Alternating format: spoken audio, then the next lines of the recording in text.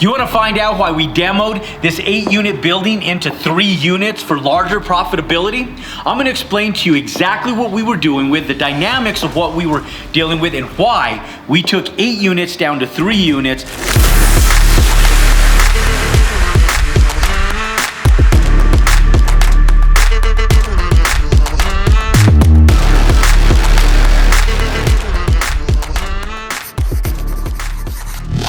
So I bought this building over 10, 11 years ago out of bankruptcy. And one of the biggest things is because of the convenience of how things ran, we left it the way it was with the tenants that were here. So look, I'm gonna run you guys through the expense of demolition, what it cost us today to do what we've done, and the profitability of what we're gonna make now that we've done this renovations at the tail end of this video. So follow along as I explain to you the history, the dynamics of what we're doing, so that way you can better understand exactly where we are, where this building has come from, but where now it's evolving to for larger profitability. We had a music school that was in this side that we inherited. Then we had a massage and acupuncture facility that was in here. I had a little accounting firm that was in here. And then I had a company called Computer Up that was back here. And then I had a tenant that wasn't supposed to be living upstairs, that was living upstairs, that was leasing for business use, but not using it. And then we had a recording studio that was in the backside. So how many tenants is that? That was 1, 2, 3, 4, 5, 6 tenants in just this one side of the building, and then one massive tenant on the other side of the building. And now that tenant has since left, and now that's 2 tenants on that side of the building, hence 8 tenants, and we've reduced it down to 3, possibly 4. So let me explain to you guys. When we came in here, one of the big things is that we always had problems with the way the air conditioners ran, the electrical ran, because this entire side of the building all runs off of 1 electrical meter and 2 air conditioning units, and the way the air conditioners are set up, it didn't split evenly between the property. So if the people in the front weren't here, the people in the back froze in the winter. If the people on this side of the back weren't here, the people up front on this side froze during the winter, and vice versa in the summer. And so it was always problematic. We were always getting phone calls, complaints, and we were never able to lease this for a premium value. But because the tenants were already in here, there was leases set in place when we bought it out of bankruptcy, we left it as is. We picked up the building for such an inexpensive, distressed price that we couldn't say no to it, and we didn't even want to get rid of the tenants initially. So we came in, we did some exterior renovations, but we never put the time, effort, and money into getting the interior renovations done correctly. So over the course of time, a decade, we've come in and we sat back and said, you know what, it's time. We're sick and tired of dealing with all these tenants with little petty needs. Let them deal with all their petty needs. Let's provide them with a facility that just works and is functional. So I fought the resistance of the expenditures of what we've done here today. So one of the big things is the way this building was always set up was very inconvenient. It was real block. You came in, and this was all what I call dead space, zero income on this space, because it was what's called common area. Because when you came through this one-sided front door, there was no way to distribute this area without excluding the right side of the building or the left side of the building. You needed this area, and it had this weird, awkward, you ever went into those old doctor's offices that had the big round windows over here, and then it had this big giant wall, and this thing had pipes running through here. The plumbers have already since come and removed those pipes. But it was such an awkward area. We had a little couch here, we tried magazines, chairs, and it was just so inconvenient that we just lost capital by having this whole open space not leased. And we couldn't charge people for it because there was not one person that was utilizing it, so we just managed it under what we called common area fees. And so every time we had a good tenant, like anytime a good tenant came down that was credit worthy, that had a real business, that wanted a lease from us, they would just come in here, scratch their head and go, wow, you know, I really like the square footage, I like the location, the building's great, but what about all these walls?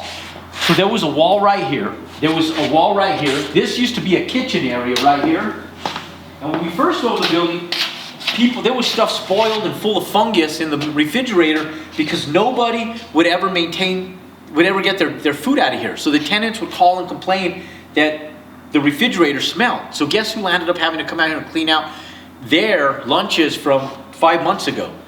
Our employees did. And so finally we said, okay, no more kitchen. We removed the refrigerator and we left the stove. Then instead, there was a little sink on this side, so we removed the refrigerator, the stove, and the sink in here. We capped off the walls, but there was a little sink here.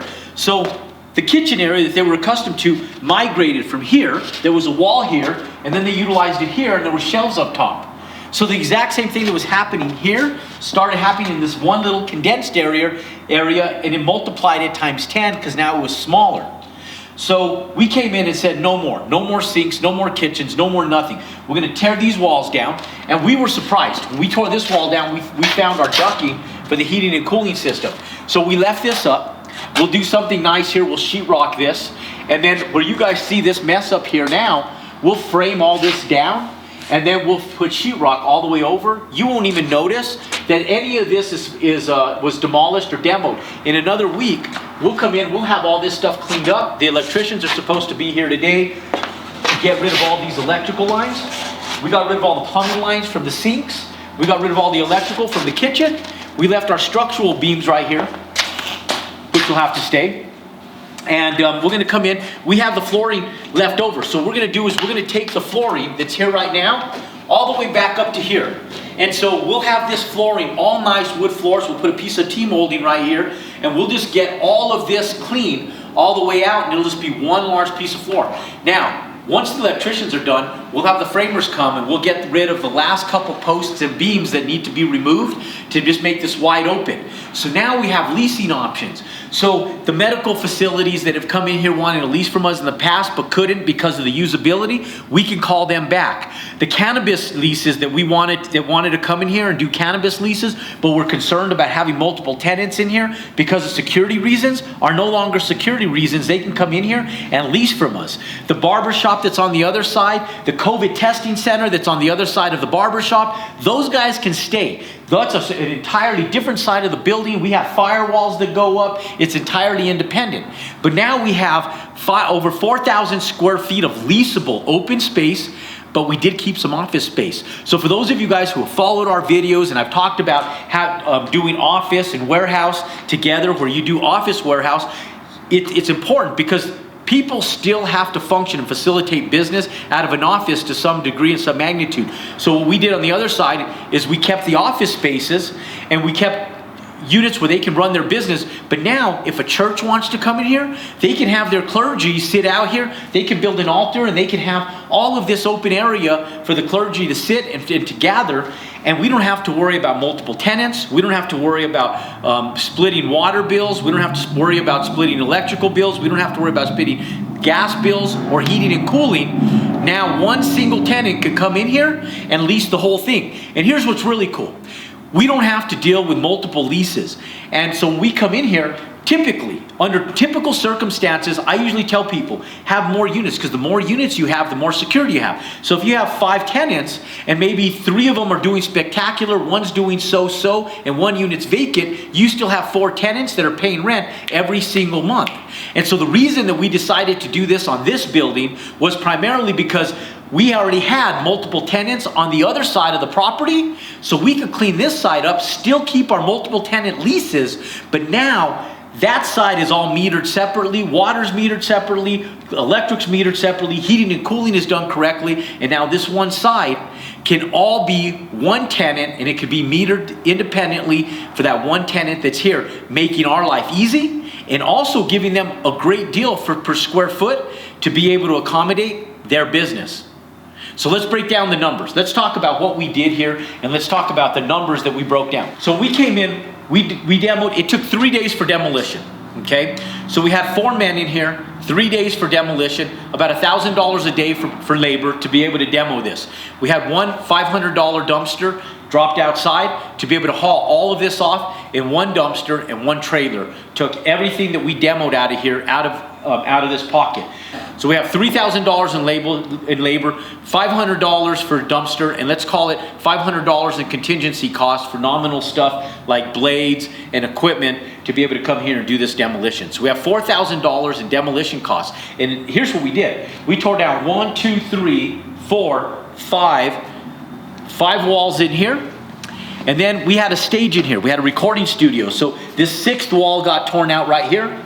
And then there was a stage, a platform that was built up, and we had pony walls, half walls that went in here, and countertops. All this stuff got demoed out, and we brought it back down. You can see the height where the stage used to be right here, and we got rid of all of that stuff. Then we had them cut we turned off all the electrical switches, they cut all the electrical, put caps on all the loose wires. Now the electricians are going to come in here, rewire things correctly. Now how much is that going to cost for the electrical to be done? That'll cost us probably someplace in the neighborhood of about $1,500 in electrical work to get the electrical buttoned up. So now we're at about $5,500 in total costs. There's some plumbing issues that we had. I'll come along over here and I'll show you. Remember that I said this was a kitchen. So we had a sink on this side, we had a vent on this side, and we had pipes coming up through the roof. So all of these pipes had to get demolished, excavated out of here. The plumbers came in here, capped them correctly. You don't want to be doing this yourself. You want to get the professionals to help you do it. So we had the plumbers come in, cap these, get rid of all the pipes that ran up the walls, and then we had pipes that crossed over the top of this headway space over here into the acoustical ceilings. So all of those pipes got removed, capped, and and reconverted.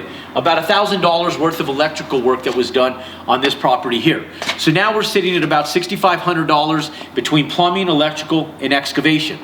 Okay, now we're going to have, now that the electrical's done, we're going to have the framers in here. We don't have a lot of lumber expenses, maybe about $200 in lumber expenses, and we probably have about a half a day for the framers to be in here. So about another $1,000 total in framing costs for the framers to come in here and reinforce some of this stuff, reinforce this guy right here so we can get rid of this guy. And then what we're going to do is we're going to clean up this facade here so we have a place to hang the acoustical ceilings. And we're going to have a place to hang these acoustical ceilings. So we'll end up just framing the upper portion of this parapet wall, this soffit right here. We'll frame this straight across right here.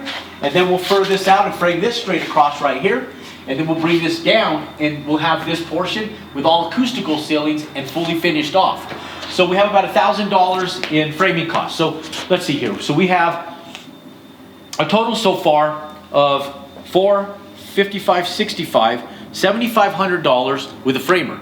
Now we have about another $1,000 in acoustical work that needs to be done. So we have about $8,500 total expense to come in here and get this place looking respectful. Now, the upper portion of this is looking respectful, but now we need some paint, right? So we're going to pay a painter. The paint job was actually just freshened up and just done just before we did the demolition because we were trying everything in our power to be able to come in here and lease it and make the property look good. So we have some touch-up painting to do that's probably going to cost us about another $500 to come in and touch up the paint in here. So we're at about $9,000 in total costs at that point. Now, look at the floors. The floors are a mess. We need to fix this. These floors are actually brand new floors. And so we actually have boxes of this exact same flooring in the room here. And this is going to be our expensive part because we're going to have to come in here, remove parts of this entire flooring to be able to make this look monolithic, meaning all one piece, okay? So we're going to make this all look one piece and seamless. So we'll have all of this stuff fixed and repaired where the floors look seamless, and then we'll bring it all the way up to where the floors end right now. And then kill yourself on that thing. Okay, so we'll bring it up to this wall, and we'll bring the floors out all the way over here.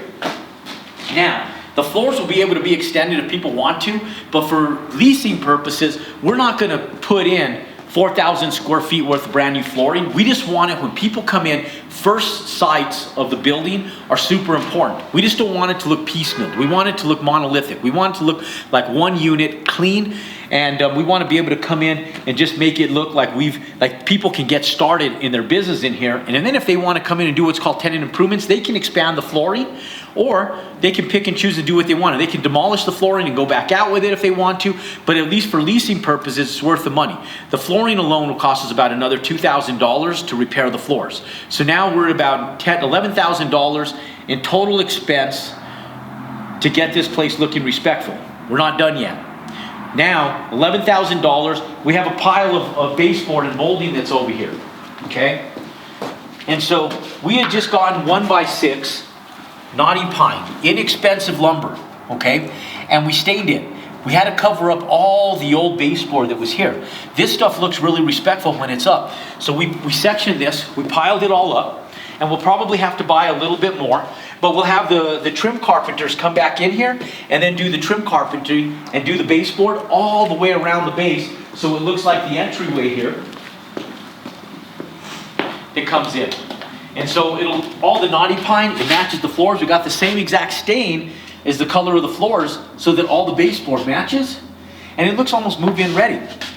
We'll spend probably about another $1,000 getting all the baseboard, finished carpentry work done so this place looks really sharp. And that way we have everything finished out respectfully. So now we're at $12,000 in expense, okay? What else do we have to do in here? We have $11,000 in expense. We'll probably have a little bit more lighting to repair in here, so a little bit more electrical work to finish it off and make it look respectful and make the lighting look right. We did the acoustical ceilings. Heating and cooling is working just fine, but we'll probably have about another $1,000 in electrical work to come in here and get the lighting done correctly. So now we're at $12,000, so $13,000 in total expenses to be able to come in here, and then we'll have a cleaning crew come in, spend about $500 getting this place cleaned up, all the dust mitigated. The bathrooms were renovated a year ago, and I'll tell you that the bathrooms look incredible, so that's already been done. So for under $15,000, ladies and gentlemen, turnkey, we come in and we have this place ready to go. Now, we decided, took our own liberty, to come in and spend another $7,000, and let me show you why. So part of the renovation, once you get involved in your renovations, don't cut corners. One of the big things that I decided to do once we were renovating the inside, we have $13,000 of renovations going into the inside for the demolition, and I decided to spend another $7,000. What does that $7,000 include? Well, we have 5 of these old sliding doors. Have hated them for the last 10 to 12 years that I've owned the property. Have absolutely hated them. They're weathered, they're tarnished, there's mineral deposits on them. They look horrible. The framework is old. You could tell this stuff is back from the 70s or 80s. So we're going in, we're doing aluminum framed glass all the way around. We're sectioning these off into 4 pieces of glass on all 5 sliding doors. So this will look like all commercial grade storefront, really sleek, really professional. When they do that, they're gonna come in, they're gonna fix the stucco, and that's gonna cost another $1,000. So actually, $8,000 to repair the stucco, put in all 5 sliding glass doors replaced with fixed glass windows, and making this look brand new and modern so that when people drive up, it feels like a brand new office building and it doesn't feel like something that was warped out of the 1970s or early 1980s. So now we have something that looks like something that was built out of the 2022 corridor, and people feel excited that they have a newer, respectful place to call their business. I know what you guys are sitting here thinking. You're sitting here going, okay, Jerome, how does this relate to profitability? And I'm gonna explain to you guys right now. So we have a total, we just spent $13,000 on the interior and then another $8,000 on the exterior. Okay, so we have $21,000 in total repairs. And so how do you make that money back? Well, we have about 4,200 square feet in this area. And lease rates in this area are typically at about $12 a square foot, triple net. So which means if you have triple net fees of another $1.50 a square foot, it's really at $13.50. But if we come in here, we only do our triple nets at $1 and we lease this for $10 a square foot, give somebody a good price on an older building that's respectful, totally renovated. Now we only charge them $1 for triple net fees. We might only be at someplace around $11 a square foot. So we take 4,200 square foot times $11 a square foot. That's $46,200 a year in annual revenue. 6 months, ladies and gentlemen, is all it will take for us to be able to recuperate the revenue that we lost in the renovations and the full remodel, to be able to recuperate our revenue back on all of this. Now, I'll tell you, this suite, to my faults, has been vacant for 1 year, because every time a tenant that was subpar came in here to lease from us, we could have leased it to them. But then I would have been back at square one, and all of the additional expenses that I had already put into the bathrooms, the flooring that's here, the new roof, would land up being the same issues that we had dissolved a year prior with all of the mix and match tenants that were in here. And ladies and gentlemen, we were getting someplace about $3,500 a month in total rent with all of these tenants. $500 here, $700 there, $1,500 there, and it was a pain in the ass. And I'll tell you guys that I can come in here at a discounted rate and in 1 year make $46,000 gross income potential with one single tenant. giving them the opportunity to run their business out here. Because every time a good tenant showed up to lease from me, they were just overwhelmed with the expense and everything that had to go take place for them to be able to come in here and just facilitate business. So we bared the construction, and now they can come in and easily take advantage of running their business and do what they do each and every single day at a respectful tenant improvement cost to come in here and start doing business. And what we'll do, instead of getting little 12-month leases, 18-month leases, we'll have one tenant in here and we'll service a 3 to 5 year lease. So we multiply that times 3. 3 years, ladies and gentlemen, that's $138,600 in revenue from that one tenant from doing a $20,000 remodel. So you might sit back and ask yourself, why, Jerome, would you take an 8-unit building and take it down to 3? Ease of convenience and financial feasibility. It's real simple. Ladies and gentlemen, to be able to profit more, sometimes you got to take 2 steps backwards to take a giant leap forward. And in this case, this was our 2 steps backwards to leap a giant leap forward. And I'll tell you guys, with about 4 phone calls, we'll have this place leased in less than 30 days once we finish the completion and the full renovations of this place. And then we'll sign a 3 to 5 year lease, and we'll make 6 figures on a $20,000 investment. So you might be sitting back looking at the expenses, scratching your head going, Jerome, where do I even come up with the money to buy a building like that, first and foremost? And second, once I buy the building, where do I come up with another $20,000 to do those renovations? Well, ladies and gentlemen, I put together a full-length video on another YouTube video that if you click below and watch how we go in 4 steps, 4 simple steps, how you obtain a construction loan to be able to qualify for buying properties, assets, and investment properties just like this.